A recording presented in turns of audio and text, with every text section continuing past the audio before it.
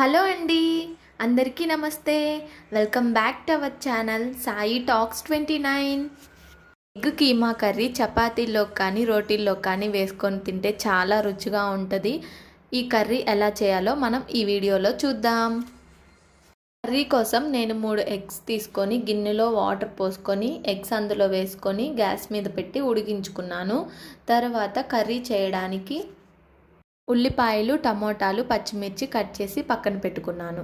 తర్వాత కర్రీ చేయడానికి గిన్నె పెట్టుకొని అందులో ఆయిల్ వేసుకొని ఆయిల్ హీట్ ఎక్కాక జీడిపప్పు, చెక్క, లవంగ, యాలకులు ఎర్రగా వేగేంత వరకు వేయించుకున్నాక కట్ చేసుకున్న ఉల్లిపాయలు, టమోటాలు, పచ్చిమిర్చి వేసుకొని అందులోనే ఒక 1/2 టీ స్పూన్ పసుపు యాడ్ చేసుకున్నాను.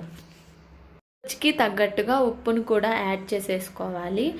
మీడియం ఫ్లేమ్లో పెట్టుకొని ఒకసారి ఉప్పు, పసుపు కలిపేటట్టు మనం గంటె పెట్టి కలిపేసేసుకోవాలి.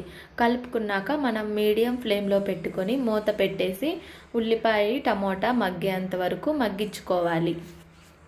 1 టేబుల్ స్పూన్ అల్లం పేస్ట్ వేసుకొని ఒకసారి మళ్ళీ మనం కలిపేసేసుకోవాలి. అల్లం పేస్ట్ ఎప్పటికప్పుడు దంచుకొని వేసుకుంటేనే ఫ్రెష్గా ఉంటుంది. వీలైతే అలా ట్రై చేయండి.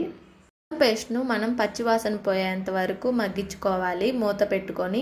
ఈలోపు మనం ఉడకపెట్టిన ఎగ్స్ని తీసుకొని తురుముకునే ప్లేట్ని తీసుకొని మనం సన్నగా ఎగ్గును కూడా ఈ 3 ఎగ్స్ను కూడా తురిమేసుకొని పక్కన పెట్టుకోవాలి. 3 ఎగ్స్ను కూడా వీడియోలో చూపిస్తున్న విధంగా తురిమి పక్కన పెట్టుకోవాలి.